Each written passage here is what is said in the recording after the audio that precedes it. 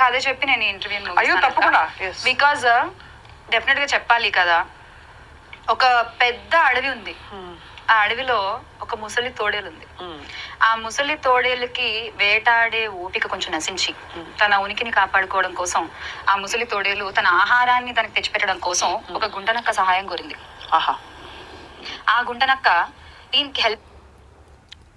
Anchor Shyamala at the rate of Bhuvneshwar Kumar అంటే it means Bhubaneswar కుమార్కి anchor శ్యామలకి మధ్యలో ఏదో ఉందని కాదు దీని అర్థం.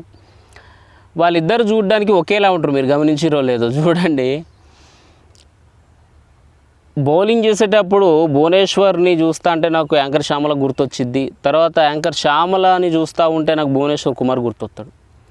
వీళ్ళిద్దరు ఇంచుమించుగా అసలు ట్విన్స్ అంటే నమ్మేయచ్చు, కాకపోతే ఒక ఈమె ఆడమైంది అతను మొగోడైంది తప్పితే అసలు యాజ్ తీసుకుంటారు డిట్టు ఉంటారు. చూడరు మీరు ఫోటోలు గమనించండి. ఎవరికైనా భువనేశ్వర్ తెలియకపోతే యాంకర్ మన బౌలర్ భువనేశ్వర్ తెలియకపోతే ఒకసారి చూడండి, భువనేశ్వర్ కుమార్ అని కొట్టి చూడండి. ఇన్స్టాగ్రామ్లో కానీ లేకపోతే గూగుల్లో కానీ కొట్టి చూడండి, మీకు వీడియోస్ వస్తాయి, ఫొటోస్ కూడా వస్తాయి. అయితే ఈ యాంకర్ శ్యామల ఒక కథ చెప్పింది నిన్న. కథ ఏంటంటే ఒక ముసలి తోడేలట, తర్వాత దానికి గుంటనక్క సహాయమట, దానికి ఒక బుజ్జుకుందేలు బలంట.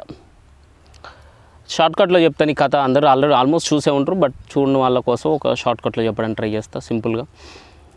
ఒక వయసు అయిపోయినా లేకపోతే ఒక చేతగాని ఒక ముసలి తోడేలు ఉందన్నమాట ఒక అడవిలో.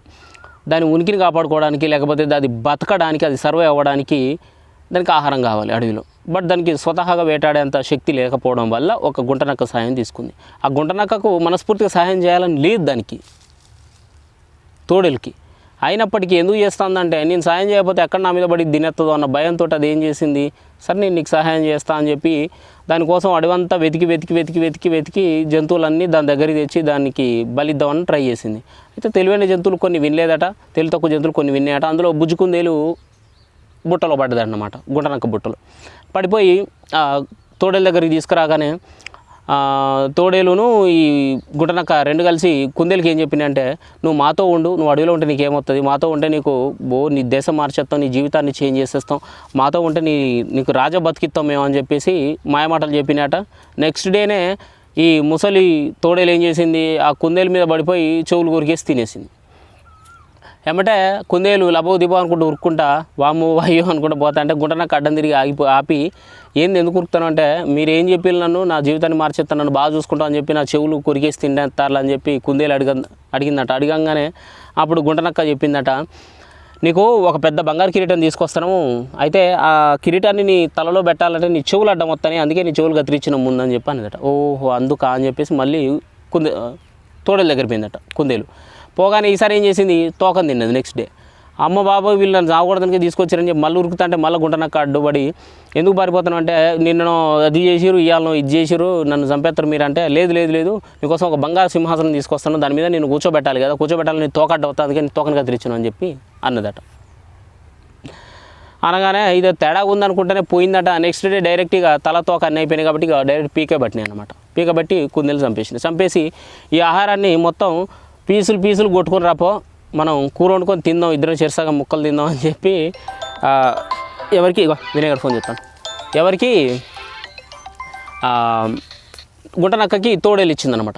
ఇయ్యగానే ఆ గుంటనక్క ఏం చేసింది, దాన్ని పార్ట్లు అన్నీ చేసి మెదడుని మాత్రం ముందే గుంటనక్క మింగేసిందట.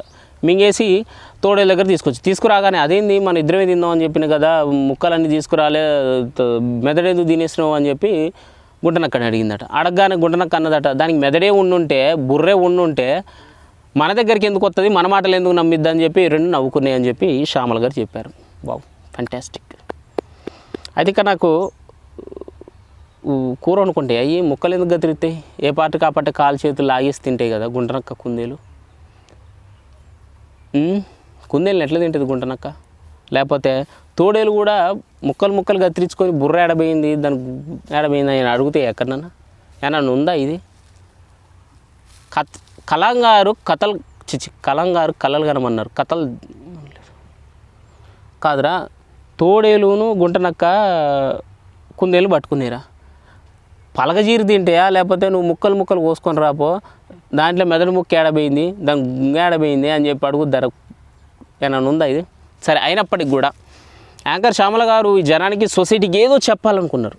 ఆవిడ ఆ ఏదో చెప్పాలనుకున్నది ఏందనేది నేను ఇప్పుడు మీకు అర్థమయ్యేలా చెప్తా చూడండి. ఇక్కడ ఆ కథ నిజం అనుకుంటే అందులో ముసలి తోడేలు వచ్చి వైఎస్ జగన్, గుంటనక్క వచ్చి సజ్జల రామకృష్ణ, కుందేలు వచ్చి ఆంధ్రప్రదేశ్ జనాలు, లేదా వైఎస్ వివేకానంద రెడ్డి కూడా అనుకోవచ్చు. ఎలాగనేది నేను చెప్తాను ఇప్పుడు ఏనండి. మొదటగా చేతగాని ముసలి తోడేలు, అక్కడేమో వయసు అయిపోయిన తోడేలు వచ్చింది, ఇక్కడ చేతగాని. ఎందుకంటే రోగిస్ట్ అన్నమాట ఈ తోడేలు. పాపం దానికి నత్తి ఉందన్నమాట. ఆ నత్తి వల్ల అది ఏది స్పష్టంగా జనాలతో మాట్లాడలేదు, మాట్లాడినా ఎవడు వినడు, అర్థమై సావదు. ఫస్ట్ నిరక్షరాస్యత అని పర్ఫెక్ట్గా పలకడం రాదన్నమాట. మరి అలాంటి వాడికి గుంటనక్క సాయం కావాలి కదా. సో ఆ గుంటనక్క సజ్జల రామకృష్ణారెడ్డి అన్నమాట. ఇతనే తప్పు చేసినా ఆ తప్పుని ఇతను కవర్ చేసుకుంటూ వస్తూ ఉంటాడనమాట. కుందేలు జనాలు ఎట్లా చెప్పనా, నా చెవులు ఎందుకు గత్తిరిచ్చిల్లని చెప్పి కుందేలు ఎట్లయితే పరిగెడతా ఉందో, నా తోకెందుకు గత్తిరిచ్చారని కుందేలు ఎట్లయితే ప్రాణభయంతో ఉరుకుతూ ఉందో, నువ్వు అధికారంలోకి వచ్చేటప్పుడు సిపిఎస్ని వారం రోజులు నేను రద్దు చేస్తానన్నా అని చెప్పాను, ఎందుకు చేయలేదని. తర్వాత ఆంధ్రప్రదేశ్కి స్పెషల్ స్టేటస్ తీసుకొస్తా, వెంటనే కేంద్రం మెడలోంచి తెస్తానన్ను, ఎందుకు తేలేదని చెప్పి కుందేల్లాగా జనాలు అరిచినప్పుడు జగన్ రెడ్డి బయటకు వచ్చి సమాధానం చెప్పడం చేతగాక సజ్జల రామకృష్ణారెడ్డిని పంపించి, సిపిఎస్ అనేది మనోడు అవగాహన లేక చేసిన ప్రామిస్, అది అంతే తప్పితే అది పాసిబిలిటీ అవ్వదు కదా అని చెప్పి సజ్జల రామకృష్ణారెడ్డి గుంటనక్క లెక్క వచ్చి కవర్ చేసి పడేసిండు.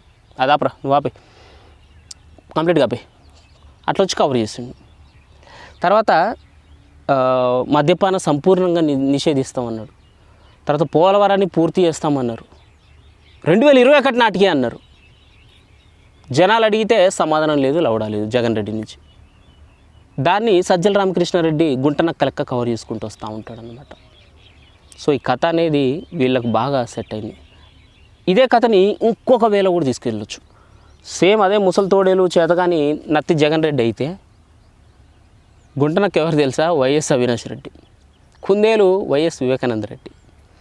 ఎట్లా అంటే వైఎస్ వివేకానంద రెడ్డి ఇలా జగన్ రెడ్డి మాట్లాడితే డైరెక్ట్ కన్విన్స్ అవ్వట్లేదని చెప్పి మధ్యలో గుంటనక్కని పెట్టుకొని, ఎవరిని? అవినాష్ రెడ్డిని పెట్టుకొని, బాబాయ్ అన్న దగ్గరికి పోతే అన్నయ్య మనల్ని నెంబర్ 1 తీసేస్తాడు బాబాయ్ అని చెప్పేసి ఈయన పోయి మాట్లాడిండు అనమాట. మాట్లాడితే పాపం వైఎస్ ఏం చేసిండు, కుందేలాగా నమ్మేసి వివేకానంద గారు వీళ్ళతో పాటు వచ్చినప్పుడు ఏం చేసిండు, ఫస్ట్ జగన్ రెడ్డి బెదిరించిండు, బతిమాలిండు, బుజ్జగించిండు, అదే చెవులు తోకలు కత్తిరించినట్టుగా బెదిరించిండు, కొట్టిండు, తిట్టిండు. ఏ చెప్పి నేను అట్లా. నెక్స్ట్ డే ఏముంది, పీక పట్టేసిండు. ఇక్కడ జగన్ రెడ్డి ఏం చేసిండు, గొడవలు బట్టి వేసేసిండు. ఇది పాపం యాంకర్ శ్యామల గారు చెప్పాలనుకున్న నిజం అన్నమాట. కుందేల్లాగా ఆంధ్రప్రదేశ్ జనాలు కానీ, కుందేల్లాగా వైఎస్ వివేకానంద రెడ్డి లెక్క మీరు కూడా బలవద్దు, ఈసారి బలవద్దు మెయిన్గా అని చెప్పేసి యాంకర్ శ్యామల గారు చెప్పాలనుకున్నారు. కానీ చెప్పలేక పేర్లను మెన్షన్ చేయలేకపోయారన్నమాట. కాబట్టి ఆంధ్రప్రదేశ్ జనాలు ఇప్పటికైనా దయచేసి తమ విలువైన ఓట్ని వేస్ట్ చేసుకోవద్దు. ఎట్ ఏ టైం వైఎస్ మన షర్మిల వస్తుంది నా నోటికి, శ్యామల ఏం చేసిందంటే ఇన్ని పిటకథలు చెప్పింది కదా, కానీ ఆవిడ ఫ్లాష్ బ్యాక్ చూస్తే వాళ్ళ ఆయన ఏదో చీటింగ్ కేసులో బుక్ అయి ఉన్నాడు. ఏదో ల్యాండ్ విషయంలో అమ్మి పెడతానని, ఏదో కొని పెడతానని డబ్బులు తీసుకున్నాడట, కోట్ల రూపాయలు తీసుకున్న డబ్బులు ఎగ్గొట్టిండట. మళ్ళీ సిగ్గు లేకుండా ఏం మాట్లాడతానంటే, 2 రోజుల్లో బయటకు వచ్చినా నేనేం తప్పు చేయలేదు. ఎవరే బుర్ర తక్కువ సన్నాసి, మర్డర్ చేసినోడు కూడా 2-3 రోజులలో బెయిల్ దొరుకుతుంది సమ్టైమ్స్. మరి అలాంటిది 2-3 రోజులలో నేను జైలు నుంచి బయటకు వచ్చాను కాబట్టి నేనే తప్పు చేయలేదు, నేను కడిగిన ముచ్చం నేను, మట్టిలో పుట్టిన మాణిక్యం నేను, జగన్ రెడ్డి అస్త్రాన్ని నేను అని చెప్పి నీకు నువ్వే డప్పు కొట్టుకుంటాడరా సన్నాసి. నువ్వు తప్పు చేసినావు కాబట్టే జైలుకు పోయించినావు. నీకు అర్థమవుతుంది ఆ విషయం? అసలు ఏ తప్పు చేయకుండా పోయినని చెప్పకు. నువ్వు నీ వైపు తప్పు ఉంది కాబట్టి నువ్వు పోయినావు. ఏదో కొన్ని సందర్భాలు తప్పు లేకుండా పోతారు, బట్ నీది క్లియర్ తప్పు అక్కడ కనబడుతుంది. అక్కడ మళ్ళీ నువ్వు సిగ్గు లేకుండా మాట్లాడతాను. అంటే వైసీపీలో జాయిన్ అవ్వాలంటే, వైసీపీలో తిరగాలంటే మినిమం కోట్ల రూపాయలు మింగి తినైనా ఉండాలి, లేకపోతే 2-3 మర్డర్లు అయినా చేసి ఉండాలి, 1 డజను మానభంగాలు చేసి ఉండాలి, ఇలాంటి అయినా కొన్ని చీటింగ్ కేసులు అయినా ఉండాలి. అలా ఉంటేనే వైసీపీలో నువ్వు కరుడు కట్టిన జగన్ రెడ్డి అభిమాని అవుతావు.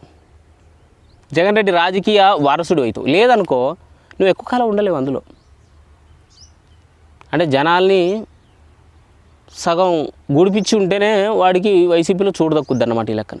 సో అలాంటి వైసీపీకి పాపం యాంకర్ శ్యామల మాత్రం వైసీపీలో ఉంటూ కూడా ఇంత చక్కని మెసేజ్ ఇచ్చిందంటే you are great Bhuvneshwar Kumar. Thank you.